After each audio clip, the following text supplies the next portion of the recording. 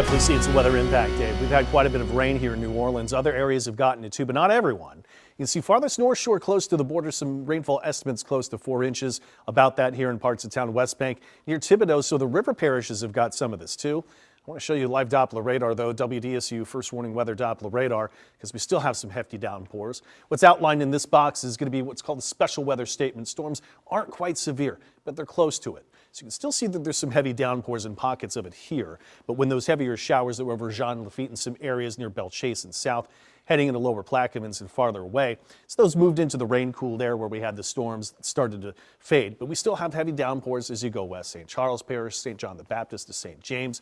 Lutcher, some heavy downpours and maybe some gusty winds. But look at this. We still have another round of storms to come through. And the timing on this, it's not moving too fast eastward.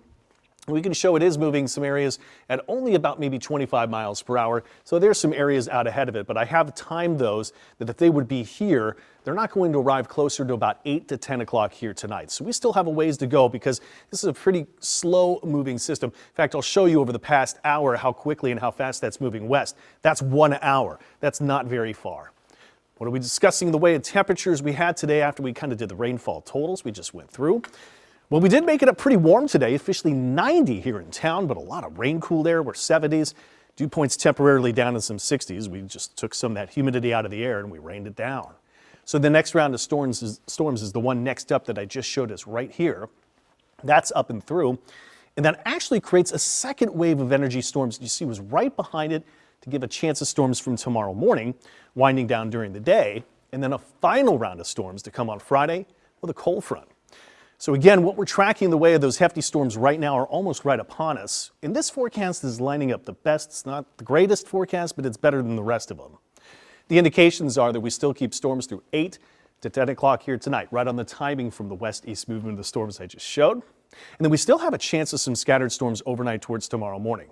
Hey, we're all waking up in the 60s or the 70s tomorrow morning. Couple exceptions farther north, you might dip into about 68, 69.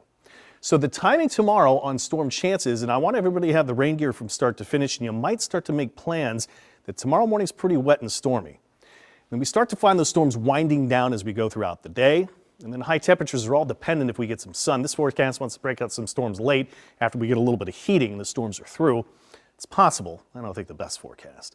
So we are under another risk, very low risk that those storms that pop that will be around in the morning hours could provide some strong wind gusts, a level 1 out of 5. Really, the threat's going to be from heavy rainfall once again. That's a level 2 threat. And the temperature forecast is a terribly awful one.